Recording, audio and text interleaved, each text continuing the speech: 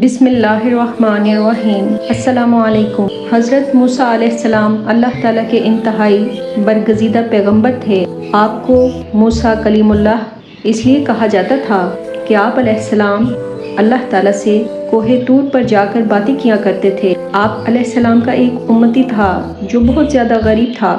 اس کے گھر کئی دن فاقے رہتے تھے۔ ایک بار اس کی ملاقات حضرت موسیٰ علیہ السلام سے ہو گئی۔ وہ کہنے لگا، اے موسیٰ، آپ کلیم اللہ ہیں۔ جب اس بار آپ علیہ السلام کوہ طور پر اللہ تعالیٰ سے ملاقات کو جائیں گے تو آپ میری طرف سے اللہ تعالیٰ کی بارگاہ میں عرض کر دیجئے گا کہ میری آنے والی زندگی کا سارا رزق مجھے ایک ہی بار میں عطا فرما دے تاکہ میں اچھی طرح سے زندگی گزار سکوں۔ حضرت موسیٰ علیہ السلام نے اس کی فریاد اللہ تعالیٰ کی بارگاہ میں پیش کر دی۔ اللہ تعالیٰ نے اس کی فریاد قبول فرما لی اور اس کو چند بھیڑ بکریاں، گندم اور کچھ مزید چیزیں عطا فرما دیں۔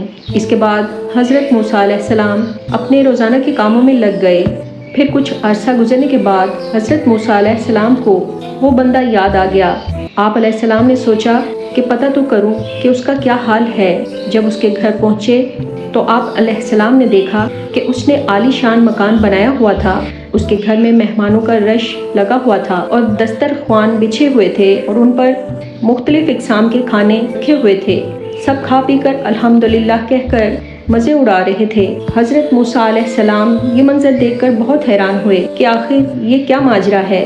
کچھ دنوں کے بعد کوہ طور پر اللہ تعالیٰ سے ملاقات کی تو اللہ تعالیٰ سے فرمایا، اے پروردگار عالم، آپ نے اس بندے کو جو رزق دیا تھا وہ تو بہت کم تھا، لیکن آج اس بندے کے پاس کئی زیادہ نعمتیں ہیں۔ یا اللہ، میں یہ سمجھنے سے قاصر ہوں، بے شک آپ خوب جانتے ہیں۔ اللہ تعالیٰ نے فرمایا، بے شک وہ اس رزق کو اپنی ذات پر استعمال کرتا رہا۔ وہ رزق جو اس نے اپنی ذات پر استعمال کیا، اس کا رزق بس وہی تھا جو اس کو ہم نے دیا تھا۔ میرے اس بندے نے میرے ساتھ نفع کی تجارت کی ہے۔ موسیٰ علیہ السلام نے فرمایا، اے میرے پروردگار، یہ نفع کی تجارت کیا ہوتی ہے؟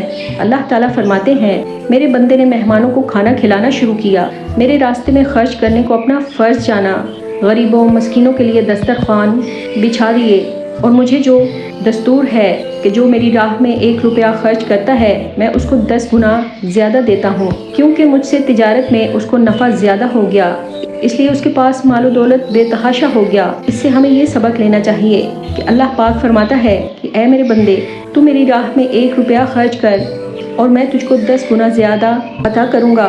لیکن ہمارا ایمان ٹوٹا پھوٹا یقین یہ ہے کہ ہم اللہ کی راہ میں دینے سے کتراتے ہیں۔ جب کوئی سوالی ہم سے سوال کرتا ہے تو ہم اپنی جیبوں میں نوٹوں کی بجائے سکے تلاش کرتے ہیں۔ اللہ تعالیٰ ہمیں ان باتوں کو سمجھنے کی توفیق عطا فرمائے اور ہمارے لیے جنت کا راستہ آسان بنا دے۔ آمین۔